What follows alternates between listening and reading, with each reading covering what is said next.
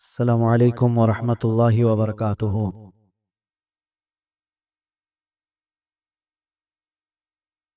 الحمد للہ وکفا وسلام علی حبیبہ المصطفیٰ اما بعد۔ بحمدہ تعالی وبکرم مصطفیٰ صلی اللہ تعالی علیہ وسلم، آج کی اس شب میں قرآن عظیم کے 29 پارے مکمل ہو چکے۔ قرآن عظیم کے مکمل ہونے میں بس ایک پارہ باقی رہ گیا۔ کل کی شب میں انشاءاللہ العزیز ختم قرآن کیا جائے گا۔ اللہ تبارک و تعالی مکمل قرآن عظیم کو صحیح تلاوت تجوید کے ساتھ سماعت کرنے کی توفیق عطا فرمائے۔ آج ہم نے سورہ ملک کی تلاوت سے شروعات کی۔ سورہ ملک کی فضیلت میں باضابطہ حدیثیں آئی ہوئی ہیں۔ جو بندہ اس کو روزانہ تلاوت کرتا ہے اس کی قبر کو روشن کر دیا جاتا ہے۔ سورہ ملک کو عام زبان میں تبارک بھی کہتے ہیں۔ اکثر آپ دیکھتے ہوں گے بہت سارے جہاں پر کسی کا انتقال ہو جائے اس کے بعد تبارک پڑھانے کا اہتمام ہوتا ہے۔ اس کی فضیلت ہے، جو بندہ روزانہ تلاوت کرتا ہے فرمایا گیا اس کی قبر روشن ہوتی ہے اور نور سے بھر دی جاتی ہے۔ اور ایک روایت یہ ہے جیسی ہی اس بندے کا انتقال ہوتا ہے جو روزانہ سورہ ملک پڑھتا تھا تو یہ سورہ اللہ کے پاس جاتی ہے۔ اس بندے کو ابھی قبر میں رکھا گیا ہوتا ہے جب تک یہ سورہ اللہ کے پاس جاتی ہے اور اللہ سے عرض کرنے لگتی ہے کہ اے مولا، جو مجھے تلاوت کرتا تھا تو اسے بخش دے، اسے جنت عطا کر۔ تو یہ سورہ اللہ تبارک و تعالیٰ سے بحث کرتی ہے۔ یہ لفظ تو یہاں تک بھی آیا ہے، جھگڑا کرتی ہے اور پوچھتی ہے کہ اے اللہ، کیا میں تیرے کلام کا حصہ نہیں ہوں؟ رب تعالیٰ فرماتا ہے کیوں نہیں، تو میرے کلام کا حصہ ہے۔ تو سورہ ملک کہتی ہے اگر میں تیرے کلام کا حصہ ہوں تو مجھے جو پابندی سے پڑھتا تھا اس کی بخشش کر دے۔ تو رب تبارک و تعالیٰ اس کی سفارش پر وہ اتنا بحث کرتی ہے سورہ ملک اپنے رب سے، اور یہ تک بھی کہتی ہے کہ اگر میں تیرے کلام کا حصہ نہیں ہوں تو مجھے اس سے الگ کر دے، اگر اس کی بخشش نہیں ہو سکتی تو مجھے الگ کر دے۔ تو رب تبارک و تعالیٰ اس کی سفارش قبول فرماتا ہے اور فرماتا ہے جاؤ، جو تجھے روز تلاوت کرتا تھا اسے بشارت دے دے، میں نے اسے معاف کر دیا۔ روایت میں یہ ملتا ہے کہ یہ سورہ ملک جیسی ہی یہ خوشخبری سنتی ہے سیدھے جنت میں جاتی ہے، اور جنت میں جا کر وہاں کے بچھونے اوڑھنے اور وہاں کی خوش کرنے والی چیزیں لے کر کے واپس قبر میں آتی ہے میت کے پاس جو اسے تلاوت کرتا تھا، اور آ کر کے جنت کی ہوائیں، خوشبوئیں، بستر، بچھونے سب چیزیں لے کر آتی ہے، اور پھر اس سے کہتی ہے میرے آنے میں دیر تو نہیں ہو گئی؟ میں تیری بخشش کے لیے اللہ رب العزت کی بارگاہ میں عرض و معروض کر کے آئی ہوں، اور جب تک اللہ راضی نہیں ہوا میں وہاں سے آئی نہیں۔ اب تجھے بشارت ہو کہ قبر میں جنتی بچھونوں پر آرام کر اور ہوائیں جنت کی کھاتا رہے۔ تو سورہ ملک یہ وہ وفا کرنے والی سورت ہے، جب لوگ ہمیں قبر میں تنہا چھوڑ جائیں گے تو یہ سورہ ہے اللہ کریم کی بارگاہ میں ہماری سفارش کر کے ہماری بخشش کا پروانہ لے کر آنے والی ہے۔ کتنا مشکل سے 2 سے 3 منٹ لگتے ہیں اس سورہ کو تلاوت کرنے میں۔ 3 منٹ، آپ کے 3 منٹ یوں ہی چلے جاتے ہیں۔ کسی سے خیر خیریت پوچھتے ہی آپ تھوڑی دیر کھڑے ہو جائیں تو 3 منٹ یوں ہی گزر جاتے ہیں، اور یہ 3 منٹ تلاوت کرنے والی ایسی سورہ ہے آپ کسی خوش الہان قاری سے سن بھی تو سکتے ہیں۔ معمول بناؤ کہ کوئی رات ایسی نہ ہو کہ میں سورہ ملک سنے بغیر سو جاؤں یا پڑھے بغیر سو جاؤں۔ اس کا اثر ایسا نہیں ہے کہ آپ صرف قبر میں دیکھنے والے ہیں، ایسا نہیں ہے کہ صرف قبر کی روشنی کی بات ہے، یہ اللہ کا کلام ہے، زندوں کو بھی زندہ کر دیتی ہے۔ یہ اللہ کا کلام ہے، زندوں کے لیے اترا ہے۔ اس کا جو اجر ہے اور اس کا جو نتیجہ نکلنے والا ہے قبر میں وہ اپنی جگہ پر، لیکن تمہاری حیات میں بھی اس کے اثرات دیکھنے کو ملیں گے۔ سورہ ملک پڑھنے والا، ہمارے بزرگان دین فرماتے ہیں کبھی کوئی حاکم اسے زیر نہیں کر پاتا۔ سورہ ملک جو تلاوت مسلسل کرتا رہتا ہے، کوئی حاکم اسے زیر نہیں کر پاتا، اس کے سامنے آنے والا وہ اپنے آپ مرعوب ہو جاتا ہے، چاہے جتنا بھی دل میں سختیاں لے کر کے رہتا ہو، اور جب اس کے سامنے آ جائے تو پھر وہ جو ہے نرم پڑ جاتا ہے۔ خاص طور پر یہ سورہ ملک کے اثرات جو زندگی پر مرتب ہوتے ہیں، بزرگوں نے فرمایا، تو مقدمے وغیرہ جب ہوتے ہیں تو بزرگان دین یہ فرماتے ہیں کہ حاکم کے پاس فیصلہ ہونے سے پہلے اس کی تلاوت کر کے جاؤ، تمہارے چہرے پر اللہ تبارک و تعالیٰ وہ رعب رکھتا ہے۔ بہرحال اس میں جو آیتیں آئی ہیں وہ بھی میں آپ کو سنا دوں کہ اللہ تبارک و تعالیٰ سورہ ملک میں فرما رہا ہے، کیا فرما رہا ہے؟ شروعات یہ تبارک الذی بیدہ الملک وہو علی کل شیء قدیر، بلندی ہے، عظمت ہے اس ذات کے لیے جس کے دست قدرت میں ساری بادشاہت ہے، بیدہ الملک وہو علی کل شیء قدیر، اور وہ ہر ممکن شے پر قدرت رکھتا ہے۔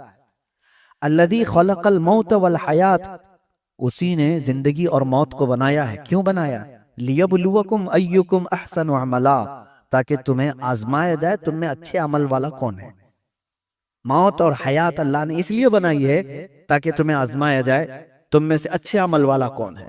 وہو العزیز الغفور الذی خلق سبع سماوات طباقا، اس نے طبق در طبق 7 آسمان بنائے، اور تم ما تری فی خلق الرحمن من تفاوت، تم رحمان کی پیدائش میں، اس کی تخلیق میں کوئی فرق نہیں پاؤ گے کہ ٹیڑھا میڑھا کر دیا گیا ہوگا، اندازے کے مطابق بنا دیا گیا ہو۔ ہر چیز اس کے برابر حساب سے بنائی گئی ہے۔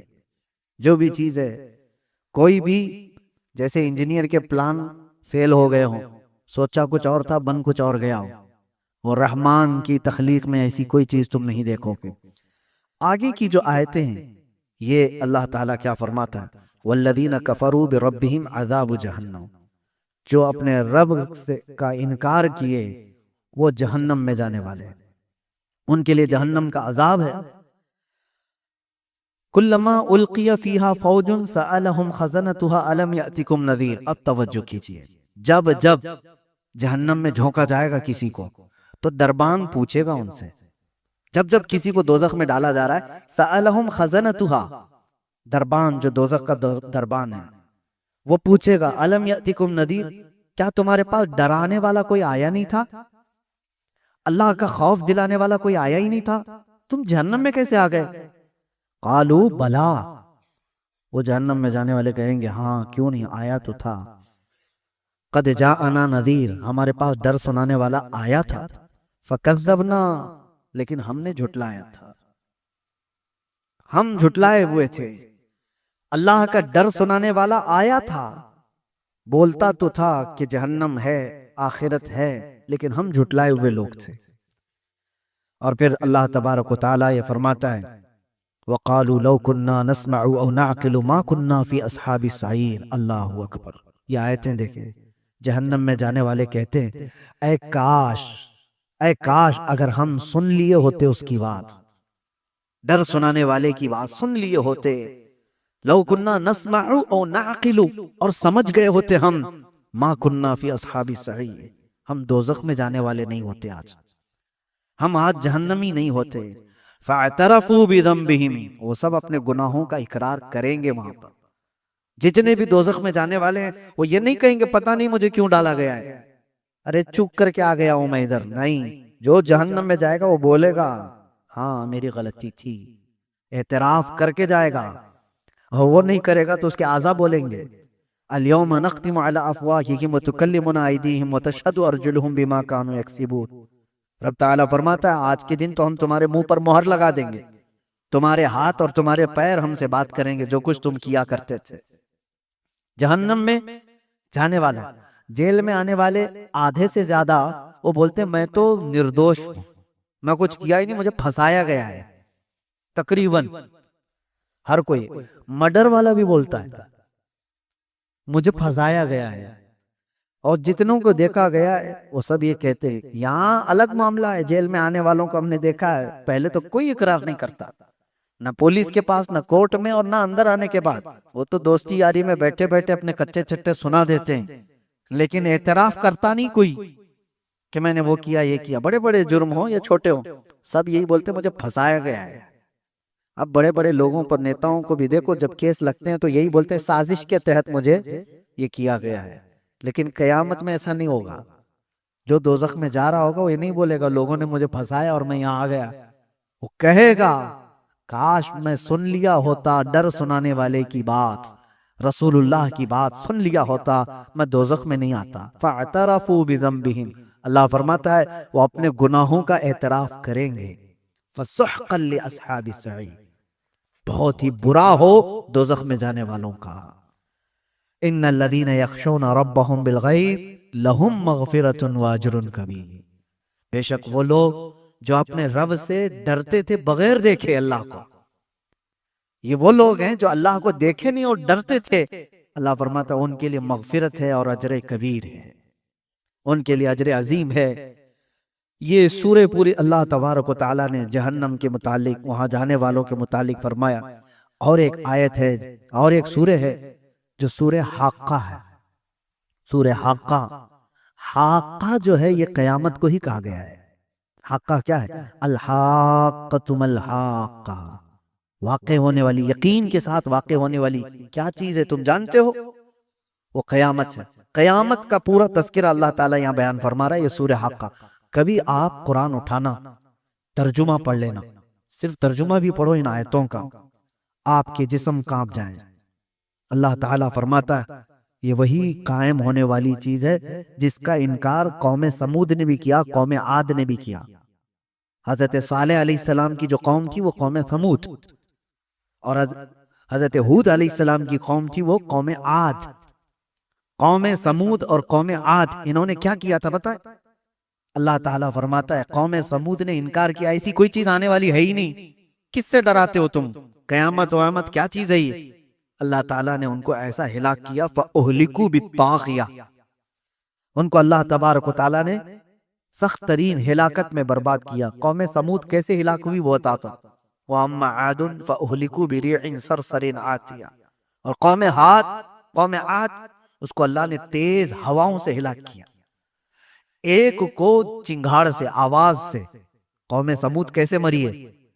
جبرائیل علیہ السلام زمین پر آئے تھے اور انہوں نے ایک آواز لگائی تھی، اور اتنی تیز آواز تھی، اتنی تیز آواز کہ جو آواز بڑھتی بڑھتی گئی تو قوم سمود کے کانوں میں سے بھیجا باہر نکل آیا تھا۔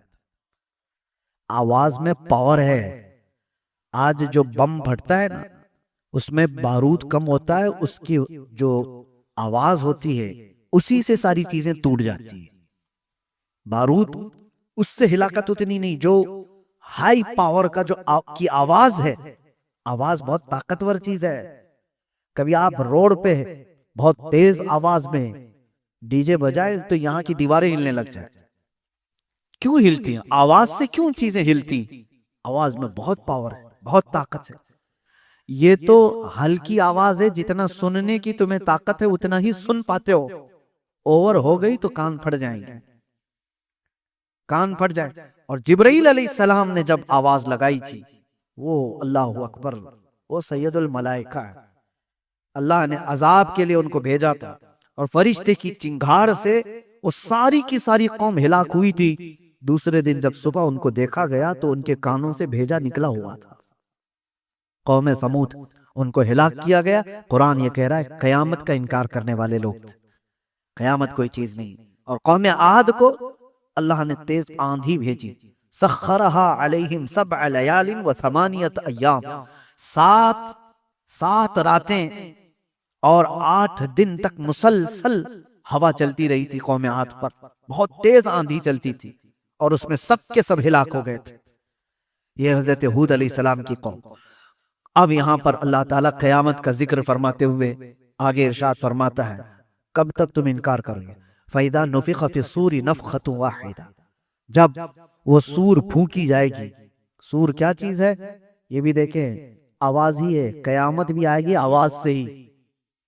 حضرت اسرافیل علیہ السلام اللہ کے فرشتوں میں سے ایک وہ فرشتے ہیں جن کے ہاتھ میں ایک سور باجے کی شکل کی، وہ کیسی ہے پتہ ہے کہ جیسے سینگ کی شکل ہوتی ہے، بیل کا سینگ، اسی کی بڑی شکل۔ وہ حضرت اسرافیل علیہ السلام ہاتھ میں لے کر تیار کھڑے ہیں، ابھی بھی ان کو حکم ہوگا کہ اب اس میں پھونک مارو، تو اس کی آواز دھیرے دھیرے دھیرے بڑھتی جائے گی، اور روئے زمین پر جتنے لوگ ہیں وہ جب آواز سننے لگے گی کہ جو جہاں ہے وہ سکتے میں کھڑا ہو جائے گا، اور اس کے بعد یہ ہوگا کہ اس سور کی آواز اتنی تیز ہوگی، حدیث پاک میں ہے اس وقت جو عورتیں حمل سے ہوں گی ان کے پیٹ سے بچہ باہر نکل جائے گا، حمل ان کا۔ اللہ تبارک و تعالیٰ نے فرمایا وَتَضَعُ كُلَّ ذَاتِ حَمْلٍ حَمْلَهَا، تم دیکھو گے اس دن کہ حمل والی عورت اس کا بچہ گر جائے گا آواز سے، اور دودھ پلانے والی بچی یوم تری الناس تذہل کل مرضعۃ عما ارضعت، اللہ فرماتا ہے دودھ پلانے والی عورت اپنے بچے کو اٹھا کر پھینک دے گی اسے۔ آج تک کبھی دیکھا کسی کو؟ اور یہ اس آواز کے بعد، اور کہ کوئی کپڑا کاٹ رہا تھا وہ کینچی پھینک دے گا، کوئی ہل چلا رہا تھا وہ ہل پھینک دے گا، یعنی جو جس حال میں تھا وہ ساری چیزیں پھینک کر سکتے میں آ جائے گا۔ یہ فَإِذَا نُفِخَ فِي الصُّورِ نَفْخَةٌ وَاحِدَةٌ، جب یہ سور پھونکی جائے گی، وَحُمِلَتِ الْأَرْضُ وَالْجِبَالُ فَدُكَّتَا دَكَّةً وَاحِدَةً، اللہ تعالیٰ فرماتا ہے زمین کو اور پہاڑوں کو ملا دیا جائے گا، اٹھا دیا جائے گا، اور ایسے کہ ایک جھٹکے میں یہ پورے پہاڑ روئی کے پھائے کی طرح سے اڑ رہے ہوں گے۔ اب یہی آیتوں کی تفسیر پڑھنا ہو تو آگے آپ پڑھو اِذَا الشَّمْسُ كُوِّرَتْ وَإِذَا النُّجُومُ انكَدَرَتْ وَإِذَا الْجِبَالُ سُيِّرَتْ وَإِذَا الْعِشَارُ عُطِّلَتْ، اللہ فرماتا ہے پہاڑ چلائے جائیں گے، وَإِذَا الْبِحَارُ سُجِّرَتْ، اور سمندروں میں آگ لگائی جائے گی، تارے ٹکرا دیے جائیں گے، چاند اور سورج پھٹ جائیں گے، کیا ہوگا اس وقت؟ اور رب تعالیٰ فرماتا ہے فَيَوْمَئِذٍ وَقَعَتِ الْوَاقِعَةُ، پھر وہ واقع ہونے والی چیز تو واقع ہو کر رہے، کچھ نہیں کر پاؤ گے۔ وَالْمَلَكُ عَلَىٰ أَرْجَائِهَا وَيَحْمِلُ عَرْشَ رَبِّكَ فَوْقَهُمْ يَوْمَئِذٍ ثَمَانِيَةٌ، اس دن اللہ تعالیٰ کا عرش اٹھانے والے 8 فرشتے ہوں گے جو رب کا عرش اٹھائے ہوئے ہوں گے۔ یہ قیامت کا تذکرہ چل رہا ہے، توجہ، یومئذ تعرضون لا تخفی منکم خافیہ، تم کو پیش کیا جائے گا قیامت کے دن، تم سب اٹھائے جاؤ گے اور کوئی چیز تمہاری چھپائی نہیں جائے گی، کوئی چیز نہیں چھپائی جائے گی، ہر چیز کے ساتھ تم قیامت کے دن آؤ گے۔ اب سنو جو آیتیں جھجھوڑتی ہیں، کیا ہے؟ فَأَمَّا مَنْ أُوتِيَ كِتَابَهُ بِيَمِينِهِ، اللہ فرماتا ہے جو جس کے ہاتھ میں اس کا نامہ اعمال سیدھے ہاتھ میں دے دیا گیا، فَأَمَّا مَنْ أُوتِيَ كِتَابَهُ بِيَمِينِهِ، سیدھے ہاتھ میں جس کا نامہ اعمال پکڑا دیا گیا، فَيَقُولُ هَاؤْمُ اقْرَءُوا كِتَابِيَهْ، وہ تو خوشی میں سب کو پکار کر کہے گا آؤ آؤ میرا عمل نامہ پڑھ لو، خوشی میں کہے گا، اے کاش ان لوگوں میں ہمارا شمار۔ رب تعالیٰ فرماتا ہے وہ کہے گا ہاؤم اقرؤوا کتابیہ، پڑھو تم لوگ بھی پڑھو، میرا نامہ اعمال مجھے رب نے آج سیدھے ہاتھ میں دیا ہے۔ وہ کہے گا انی ظننت انی ملاق حسابیہ، مجھے یقین تھا کہ میں اپنے رب کے پاس حساب دوں گا، حساب کا دن آئے گا، مجھے یقین تھا۔ فہو فی عیشۃ راضیہ، وہ اپنی من پسند زندگی میں جا رہا ہوگا، فی جنت عالیہ، بلند جنتوں میں جا رہا ہوگا، قطوفها دانیہ کلوا واشربوا ہنیئا بما اسلفتم فی الایام الخالیہ۔ یہ جنت کے تذکرے یہاں پر رب تعالیٰ فرماتا ہے جس کی ٹہنیاں، جس کے باغیچے اس طرح خوشگوار، جاؤ عیش کرو جو تم آخرت پر یقین رکھتے تھے۔ اب آگے آیت آتی وَأَمَّا مَنْ أُوتِيَ كِتَابَهُ بِشِمَالِهِ، اور جس کے ہاتھ میں، بائیں ہاتھ میں وہ حساب دیا جائے گا، وہیں سے سب سمجھ میں آ جائے گا، جیسے ہی اعمال نامہ پکڑایا جائے گا وہیں سمجھ میں آ جاتا ہے کس کے ساتھ کیا ہونے والا ہے۔ یہ قرآن کی آیت پڑھ رہا ہوں میں، وَأَمَّا مَنْ أُوتِيَ كِتَابَهُ بِشِمَالِهِ، جس کے بائیں ہاتھ میں اس کا نامہ اعمال پکڑایا جائے گا، کیا کہے گا جانتے ہو؟ فَيَقُولُ يَا لَيْتَنِي لَمْ أُوتَ كِتَابِيَهْ، اے کاش مجھے حساب نہیں دیا گیا ہوتا، میرا اعمال نامہ مجھے نہیں پکڑایا گیا ہوتا تو کتنا اچھا ہوتا۔ دوسری جگہ وہ کہتا ہے وَلَمْ أَدْرِ مَا حِسَابِيَهْ، مجھے پتہ ہی نہیں تھا حساب کیا ہوتا ہے، مجھے معلوم ہی نہیں تھا، اور دیکھ کر کے پوچھتا ہے وہ فرشتوں سے، یہ کیا ہے؟ اعمال نامے کا مطلب کیا سمجھتے ہو تم؟ پرنٹ آؤٹ نکال کر کے لائیں گے A4 سائز کے 5 پیپر ہے؟ اعمال نامے کے متعلق کہا گیا ہے فرشتے اٹھا اٹھا کر کے کتابیں لا رہے ہوں گے، جہاں تک اس کی نظر جاری ہوگی اسی کی کتابیں ہوں گی۔ وہ پوچھے گا یہ کیا ہے؟ کہا جائے گا تیری پوری زندگی کا لکھا ہوا ہے، جہاں تک نظر جا رہی ہے۔ ایسا نہیں کہ یہ پورا بھر جائے گا، فرمائے گا جہاں تک تمہاری نظر جا رہی ہے تمہارے اعمال سے بھری ہوئی کتابیں فرشتے اٹھا کر لا رہے ہوں گے۔ وہ پوچھے گا اتنا سب میرا ہے؟ کہاں تیرا ہے؟ سنانا ہوگا، 400 سال لگ جائیں، 500 سال لگ جائیں، سنانا ہے تجھے آج۔ پھر وہی بندہ یہ کہتا ہے، اس کا جملہ رب تبارک و تعالیٰ نے قرآن میں کیا فرمایا؟ ما لہذا الکتاب لا یغادر صغیرۃ ولا کبیرۃ الا احصاها۔ ہے لا، یہ کیسی کتاب تو نے دی مجھے، چھوٹی چیز بھی اس میں چھوڑی نہیں گئی، بڑی چیز بھی چھوڑی نہیں گئی، سب لکھ دیا گیا ہے، سب لکھ دیا گیا ہے۔ یہ بائیں ہاتھ میں جس کا آ گیا ہے اس کے معاملات ہیں یہ۔ اور آگے وہ کیا کہتا ہے؟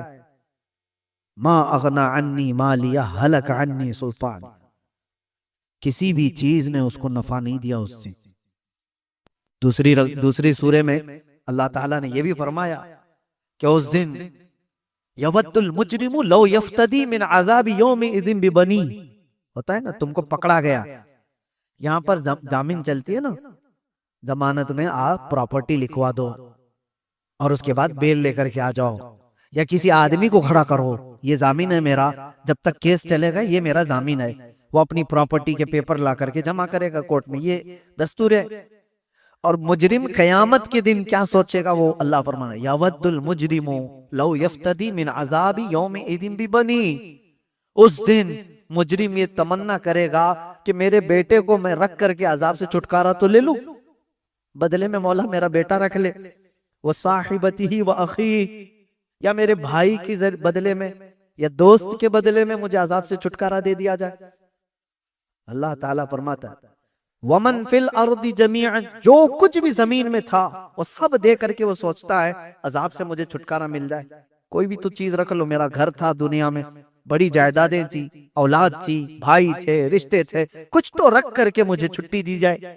اللہ فرماتا ہے کلا، ہرگز نہیں، ہرگز نہیں، کوئی چیز فدیہ کے طور پر لے کر نہیں چھوڑی جائے گی۔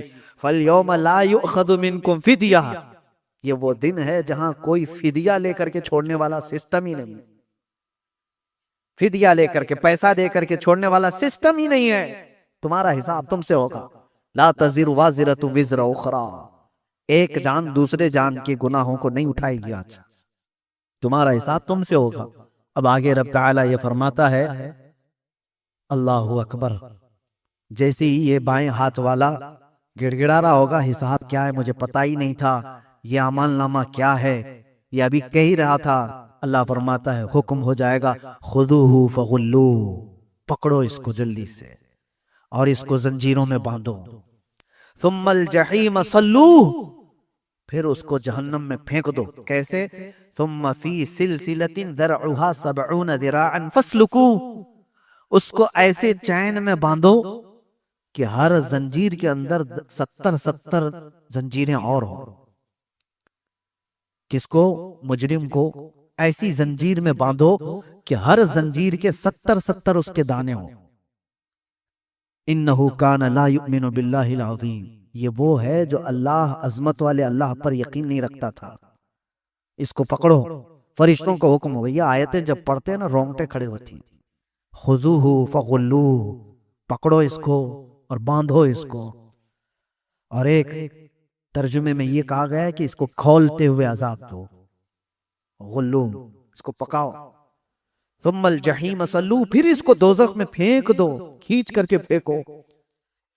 انہ کان لا یؤمن باللہ العظیم، یہ وہ ہے جو عظمت والے اللہ پر یقین نہیں رکھتا تھا۔ ولا یحض علی طعام المسکین، یہ کبھی مسکین کو کھانا کھلانے کی رغبت بھی نہیں رکھتا تھا۔ فلیس لہ اليوم ہاہنا حمیم، آج اس کے لیے یہاں پر مائے حمیم کے علاوہ کچھ نہیں ہے۔ اب سنو مائے حمیم کیا ہے؟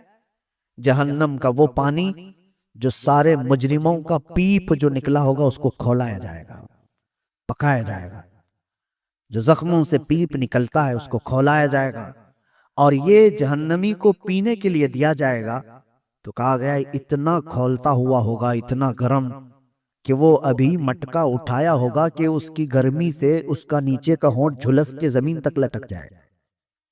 یہ ماء حمیم، اللہ فرماتا ہے فَلَيْسَ لَهُ الْيَوْمَ هَاهُنَا حمیم، آج کے دن اس کو حمیم کے علاوہ کچھ نہیں دیا جائے گا، حمیم دو اس کو۔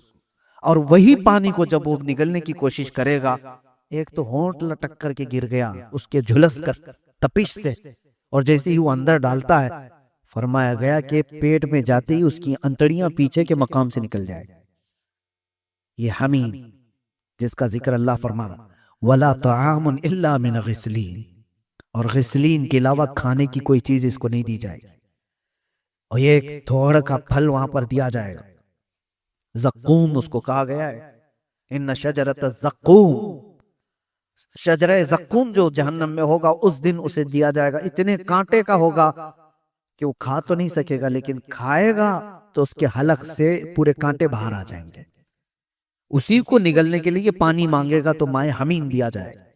لا یأکلہ الا الخاطئ، آخر میں اللہ فرما رہا ہے ایک بات ہے، یہ میں کسی کو نہیں کھلاؤں گا سوائے خطا کرنے والوں کے، صرف خاطئون کو میں کھلاؤں گا یہ چیز۔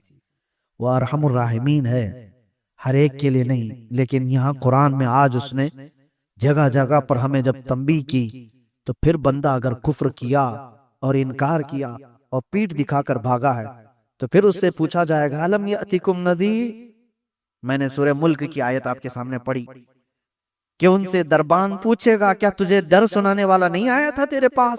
قالوا بھلا، ہاں آیا تھا، فکذبنا، ہم ہی جھٹلائے ہوئے تھے، ہم نے اس کی بات نہیں مانی تھی، اسی لیے آج لے ان کی پناہ، آج مدد مانگ ان سے، کل نہ مانیں گے قیامت میں اگر مان گیا۔ قیامت کے دن تو بہت لوگ وہاں کی ہیبت دیکھ کر کے ماننے کو تیار ہوں گے، لیکن آج مان جاؤ۔ اپنے آپ کو جہنم کے عذابات کا ذکر کر کے جو بندہ ڈر گیا اس کے لیے بشارت سنا کر میں اپنی گفتگو ختم کرتا ہوں۔ ویسے صورتیں بہت ہیں آج جو ہم نے تلاوت کی، جیسے قیامت کا یہ ذکر پوری سورہ میں الحاقۃ ما الحاقہ، اسی طرح پوری سورہ قیامہ بھی ہے، لا اقسم بیوم القیامہ 29ویں پارے میں، ولا اقسم بالنفس اللوامہ ایحسب الانسان ان لن نجمع عظامہ، کیا انسان یہ گمان کر بیٹھا ہے کہ ہم اس کی ہڈیاں نہیں جوڑ پائیں گے؟ اللہ فرما رہا ہے یہ ان کفار و مشرکین کے لیے جو اپنے مردوں کو جلا کر راکھ کر کے پانی میں بہاتی کہ ان کو پھر کوئی زندہ نہ کر سکے، مر گیا استھیاں ختم کر دو تاکہ اس کے ساتھ کچھ نہ ہو سکے۔ اللہ فرماتا ہے ایحسب الانسان ان لن نجمع عظامہ، انسان یہ سوچا ہے کہ ہم اس کی ہڈیاں جوڑ نہیں پائیں گے؟ بلا قادرین علی ان نسوی بنانا، ہم اس کے پور پور کو جوڑنے پر قدرت رکھتے ہیں۔ جو رب تعالیٰ تمہیں پانی کے ایک قطرے سے پیدا کیا ہو ماں کے پیٹ میں، کیا وہ تمہارے ختم ہونے کے بعد دوبارہ نہیں زندہ کرے گا؟ الیس ذالک بقادر علی ان یحیی الموتى، یہ اللہ تعالیٰ کو سورہ قیامہ کی آخری آیت میں فرماتا ہے کیا تم یہ سوچتے ہو کہ وہ قدرت نہیں رکھتا مرنے کے بعد دوبارہ زندہ کرنے پر؟ اور ایک آیت یہ بھی میں سنا دوں، قیامت آنے کے وقت جو تذکرے ابھی میں نے کیا اس میں ایک آیت سورہ قیامہ میں یہ ہے، اللہ تعالیٰ فرماتا ہے بل یرید الانسان لیفجر امامہ، یہ ایک ٹاپک ہی الگ ہے لیکن میں سناتا ہوں۔ اللہ فرما رہا ہے اکثر انسان ایسا ہے وہ چاہتا ہے کہ اس کے سامنے بے حیائی ہو، اسے دیکھنے کی خواہش ہے، بے حیائی اور برائی دیکھنے کی خواہش کرتا ہے۔ بل یرید الانسان لیفجر امامہ، اس کے سامنے بے حیائیاں ہوں، راستے میں جو جھگڑا ہو رہا ہو نا تو دیکھنا جلدی سے بہت جلدی جمع ہو جائیں گے لوگ، اور کسی کو مدد کرنا ہو تو دو لوگ بھی نہیں کھڑے ہوں، جھگڑے دیکھنے کے لیے بہت جلدی آدمی جمع ہو جاتا ہے، کوئی سرکس کر رہا ہو تو اس کے لیے، کوئی ننگا ناچ رہا ہو اس کے لیے کھڑے ہو جائیں گے۔ کیوں؟ انسان کی فطرت یہ رب تعالیٰ فرما رہا ہے اس کی خواہش ہوتی ہے کہ سامنے بے حیائی دیکھے، لیکن اس کے بعد اللہ تبارک و تعالیٰ فرماتا ہے تم یہ دیکھنے کی یہاں دنیا میں خواہش رکھتے تھے، آؤ اب قیامت کے دن تمہیں دکھایا جائے گا، تم نے اپنی آنکھوں سے جو جو دیکھا ہے وہ سب منظر یہاں دکھایا جائے گا۔ اللہ کریم ہم سب کو مرنے سے پہلے بخشووں میں شمار فرمائے۔ اور قیامت کے تذکرے کے بعد یہ بات میں بتا کر کے رخصت ہو جاتا ہوں، جو آخرت کے تصور سے ایک بار ڈرا، وَأَمَّا مَنْ خَافَ مَقَامَ رَبِّهِ وَنَهَى النَّفْسَ عَنِ الْهَوَىٰ، یہ سورہ نازعات کی آیت ہے، 30ویں پارے کی، یاد ہوں گی آپ۔ ایک بار جو اپنے رب کے حضور کھڑے ہونے سے ڈرا اور نفس کی مخالفت کیا، فَإِنَّ الْجَنَّةَ هِيَ الْمَأْوَىٰ، اللہ فرماتا ہے جنت اس کا ٹھکانہ ہے۔ ڈرا تھا کبھی؟ رات کو کھڑا ہو نمازوں میں، کبھی تمہاری آنکھیں بہہ گئیں؟ کیا آج تمہاری آنکھیں آنسو بہاتی ہیں؟ آخرت کے تصور سے کبھی آنکھیں بھیگتی ہیں؟ میرے عزیزو، اگر کبھی ایسا ہوا ہے تو بشارت ہے تمہارے لیے کہ جس کی آنکھیں بھیگی، ایک بار آخرت کے عذاب کے ڈر سے ان آنکھوں کو اللہ تبارک و تعالی جہنم کا عذاب نہیں دے گا، ان آنکھوں کو اللہ تبارک و تعالی دوزخ کا عذاب نہیں دے گا۔ رب تبارک و تعالی آخرت کے اس بھیانک عذاب سے ہماری حفاظت فرمائے۔